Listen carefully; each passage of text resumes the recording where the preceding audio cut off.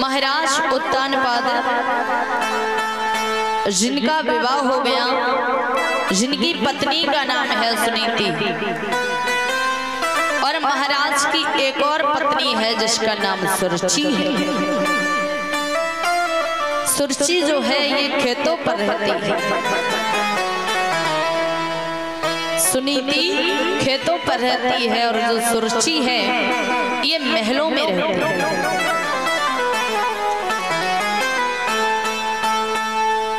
महाराज सुनीति का मतलब है कि अच्छे स्वभाव की, और सुरुचि जिसके अंदर बिल्कुल रुचि ही नहीं है उसे सुरुचि कहते हैं। तो महाराज जो खेतों पर रहती थी सुनीति, उसके बेटे का नाम था ध्रुव, और जो महलों में रहती है सुरुचि, उसके बेटे का नाम है उत्तम। सुरुचि मैया बड़े दुखों के साथ में खेतों में रहती है। धीरे धीरे समय व्यतीत हो रहा है। एक दिन बेटा ध्रुव गांव में आए हैं खेल खेलने के लिए। जब खेल खेलने के लिए आए तो भैया उत्तम ने देखा। भैया ने कहा, भैया एक बात बताओ, तुम्हारा नाम क्या है? बोले मेरा नाम तो ध्रुव है। तुम्हारे पिता कौन है? बोले भैया मुझे मेरे पिता का नाम ही नहीं पता है। तो कहा कि जब नाम नहीं पता है तो आज हम तुम्हें खेल में शामिल नहीं करेंगे। आज तुम अपने घर जाओ और मैया से नाम पूछ करके आना। बेटा ध्रुव मैया के पास जाते हैं। मैया से कहा, मैया आज हमें उत्तम भैया ने खेल में शामिल नहीं किया। क्यों? उन्होंने कहा कि तुम्हारे पिता कौन है? मैया हमें तो मेरे पिता का नाम ही नहीं पता है। तब मैया सुनीति ने कहा, बेटा तुम्हारे पिता का नाम उत्तानपाद है, जो इस गांव के राजा है, इस राज्य के राजा है अयोध्या नगरी के, वो ही तुम्हारे पिता हैं। ध्रुव वहां से आते हैं, उत्तम को बताया। उत्तम आज ध्रुव भैया को लेकर के अपने घर पहुंचते। तो जैसे मैया सुरुचि ने देखा, जवाब दिया ये कौन है? उत्तम ने कहा, माँ ये भैया है। सुरुचि कहती है, बेटा उत्तम आज से इस नालायक को हमारे घर लेकर के नहीं आना। तो उत्तम वहां से आते हैं। ध्रुव कहते, भैया अब हम घर नहीं जाएंगे, क्योंकि मैया डांटती है, फटकारती है, इसलिए अब हम लोग बाहर ही खेला करेंगे, लेकिन घर कभी नहीं जाएंगे। एक समय बेटा ध्रुव और उत्तम खेल खेल रहे थे। खेलते खेलते महाराज के दरबार में पहुंचे। तो उत्तम ने कहा, भैया ये पिता है, इनकी गोदी में बैठ जाओ। तो उत्तम ने ध्रुव भैया को पिता की गोदी में बैठा, और पिताजी ने उत्तम की कलाई पकड़ ली। आज पिता और बेटे में इतना प्रेम। किसी ने जाकर के सुरुचि से कह दिया, महारानी अरे तुम्हें नहीं पता, तुम्हारी सौत का लड़का तुम्हारे महाराज की गोदी में बैठा। अब कहने का मतलब ये है, कह दिया कि सौत का लड़का महाराज की गोदी में बैठा। क्या ध्रुव के पिता नहीं थे? ध्रुव के पिता थे, लेकिन लोगों को अच्छा नहीं लगता है। सुरुचि वहां से आई और उसने महाराज की गोदी से बेटा को उठाया, जमीन पर पड़ गई। आज ध्रुव रोने लगे। मैया सुरुचि ने कहा, यदि यदि थोड़ा सा भगवान का भजन किया होता तब मेरी कोख से जन्म लेता, तब तुझे ये राजा की गद्दी मिलती। अब जा करके भगवान का भजन कर, फिर महाराज की गद्दी मिलेगी। आज बेटा ध्रुव रोते रोते वहां से आए। जैसे मैया ने दूर से अपने लाला को रोता हुआ देखा, मैया भाग करके आई, बेटा को उठाया, सीने से लगा लिया। कहते ना, माँ कभी अपने बेटा को रोता हुआ देख नहीं सकती, कभी नहीं देखेगी। बेटा को सीने से लगा लिया। बेटा ध्रुव के आंखों से आंसू पहुंचे। जवाब दिया, बेटा क्या हुआ तो मुझे बताओ। मैया हमें मौसी ने मारा है। मैया ने कहा, लाला तुझे मौसी ने मारा है। माँ और मौसी में कोई फर्क नहीं होता। मौसी ने मारा तो वो भी माँ है। ध्रुव कहते, मैया मुझे इसका दुख नहीं है, केवल दुख मुझे किस बात का है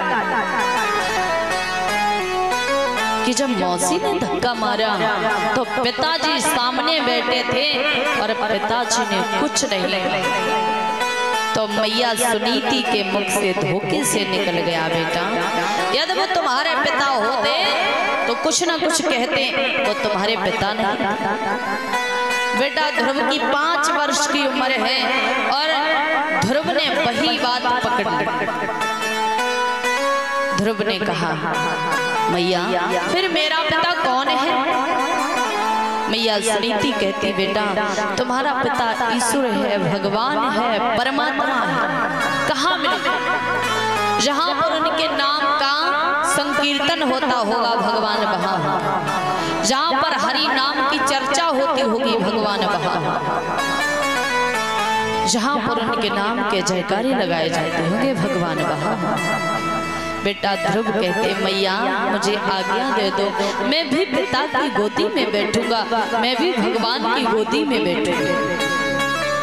आज मैया रोती जा रही है। मैया ने कहा, लाला अरे अभी तो तुम्हारी 5 वर्ष की उम्र है और हम तुम्हें कैसे भेज दें? यदि कहीं जंगल में शेर भेड़िया मिल गया तो वो तुम्हें खा लेगा, इसलिए बेटा तुम ना जाओ। मैया बेटा ध्रुव को समझा रही, लाला अरे अभी तुम्हारी उम्र ही क्या है, यदि कहीं शेर भेड़िया मिल गया तो मैं खा जाएगा लाला, इसलिए बेटा तुम ना जाओ। आज बेटा ध्रुव कहते, नहीं मैया, अरे मैया मुझे आज्ञा दी, मैं जाऊंगा भगवान के दर्शन कर। बेटा ध्रुव लाला आज मैया के पैरों पर गिर पड़े, पांव पर गिर पड़े और कहने लगे, मुझे आज्ञा दो,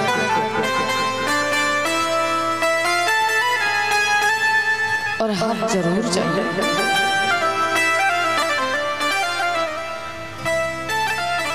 आज मैया ने बहुत समझाया, लेकिन बेटा ध्रुव नहीं माने हैं, हट पकड़ गए। मैया मुझे जाने दो, मुझे आज्ञा दे दो मैया, मैं भी पिता के दर्शन करके आऊं। आज मैया आंखों में आंसू लेकर के बोली, लाला अरे तुम्हारे लिए मैंने कितना कष्ट उठाया है और तुम ही हमें छोड़ करके चले जाओगे। बेटा मैं कैसे जिंदा रहूंगी, तुम्हारे लिए मैं खेतों पर पड़ी हूँ। बेटा ध्रुव नहीं माने। बेटा ध्रुव के 5 वर्ष की उम्र है, छोटे छोटे हाथ हैं। आज उन हाथों से मैया के पाँव को छुआ और वहां से बेटा ध्रुव चले हैं। तो मैया कहने लगी, लाला आज मैया ने लाला को आशीर्वाद दिया है और बेटा ध्रुव वहां से चले हैं जैसे जंगल के लिए। पिता को पता चला है, पिता ने मंत्रियों को भेजा, कहा जाओ छोटा सा बेटा वन के लिए जा रहा है, कह देना आज से तुम्हें तुम्हारी मैया को जौ की जगह पर गेहूं की रोटी मिलेगी।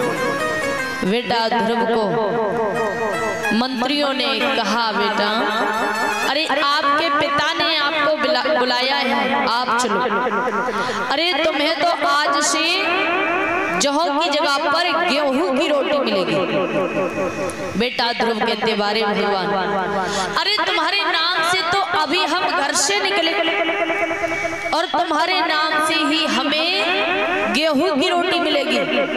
मंत्रियों से कहा, तुम जाओ, मुझे नहीं जरूरत है, हम तो सिर्फ भगवान के लिए जा रहे हैं, परम पिता परमात्मा के दर्शन करने जा रहे हैं। मंत्री जाकर के पिताजी को बताया। पिताजी ने कहा, अरे जाओ, जाकर के कह दो आज से तुम्हें आधा राज्य मिल जाएगा, लेकिन वन के लिए ना जाओ। मंत्रियों ने आकर फिर रास्ता घेर ली।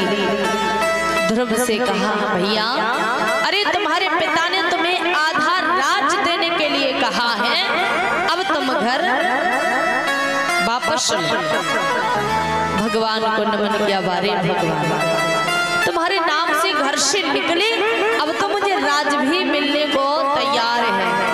कहा, नहीं नहीं, लौट जाओ, मुझे राज की जरूरत नहीं है, हम तो सिर्फ भगवान के होकर के रहे। आज बेटा ध्रुव वहां से चले, भगवान को याद करते हुए जैसे वन में पहुंचे। भगवान की कृपा से नारद जी का मिलन हुआ। नारद जी ने कहा, बेटा अरे कहाँ जा रहे हो? बेटा ध्रुव कहते, परम पिता परमात्मा से मिलने। नारद जी बोले, अरे बेटा, अरे लाला, तुम्हारी 5 वर्ष की उम्र है, यदि कहीं वन में शेर भेड़िया मिल गया तुम्हें खा लेगा, इसलिए घर जाओ। ध्रुव कहते हैं, बाबा जी आप घूम रहे हो, आपको कोई नहीं मिला, और सुनो हम भगवान के दर्शन करने आए हैं, तो भगवान के दर्शन करके जाएं। नारद जी कहते, धन्य, अरे हमारी पूरी उम्र हो गई, मेरे बाल भी सफेद हो चुके, और आज दिन तक भगवान के दर्शन मुझे नहीं हुए, तो तुम्हें कैसे हो जाएंगे? ध्रुव ने कहा, बाबा जी हम भगवान के दर्शन करने आए, भगवान के दर्शन करके जाएंगे। तो कहा, तुमने कोई गुरु बनाया है? ध्रुव कहते, बाबा जी मुझे अभी यही नहीं पता है कि गुरु क्या होता है, हम गुरु क्यों बनाए, हम क्या करेंगे गुरु का? नारद जी समझाते हैं, लाला गुरु के बगैर शिक्षा नहीं होती है, ज्ञान नहीं होता है, पहले गुरु बनाना पड़ेगा। तो बेटा ध्रुव ने कहा, बाबा जी आप ही मेरे गुरु बन जाओ। तब नारद जी बेटा ध्रुव के गुरु बन जाते हैं। उन्होंने मंत्र दिया, ओम नमो भगवते वासुदेवाय, नमः ओम नमो भगवते वासुदेवाय,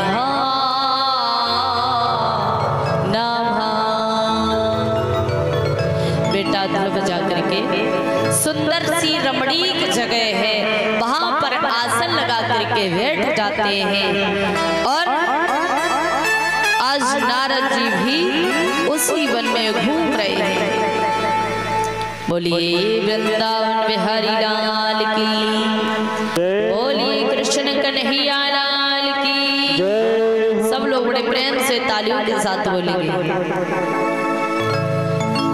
ये संतों का प्रेम नगर है, यहाँ संभल कर आना जी।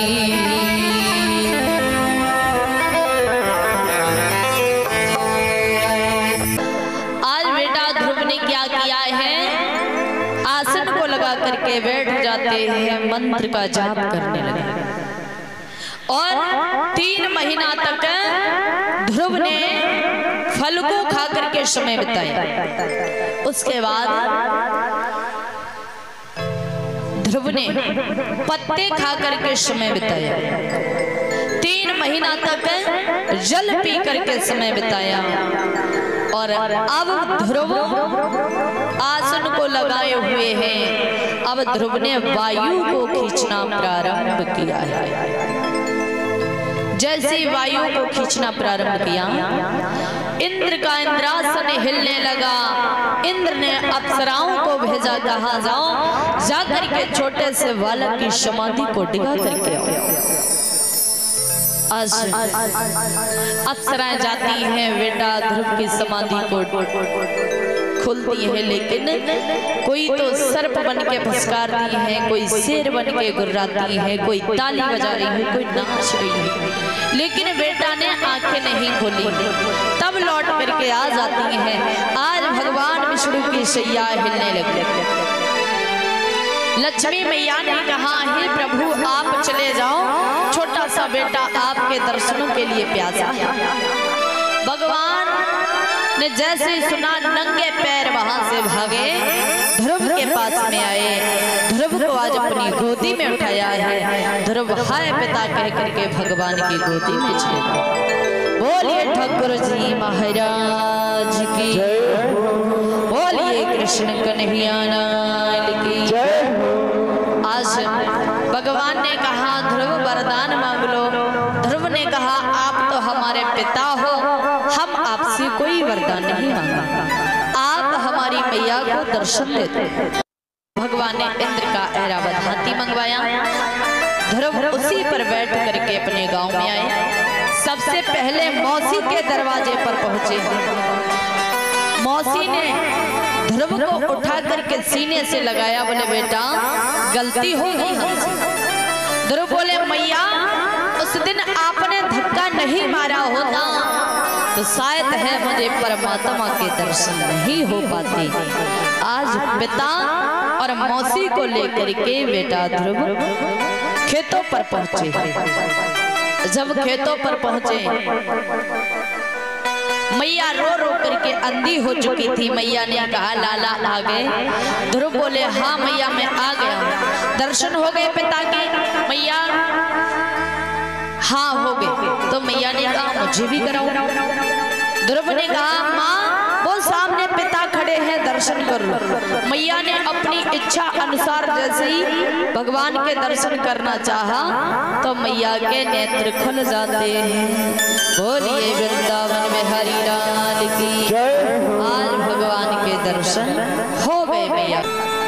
गोस्वामी तुलसीदास जी कहते हैं, बहुत सुंदर उन्होंने चौपाई जहाँ पर कृपा राम की होई, तहाँ पर कृपा करें सब कोई। कहते ना, जहाँ पर कृपा राम की हुई तहाँ पर कृपा करें सब कोई। फिर तो उसके पीछे पीछे संसार वाले भी लग जाते हैं जिसके ऊपर भगवान का हाथ होता है। राम ही केवल प्रेम प्यारा, जान ले सोई जानन हारा। बेटा ध्रुव को भगवान ने तारालोक में स्थान दिया, तो बेटा ध्रुव तारालोक के नाम से जाने जाते हैं।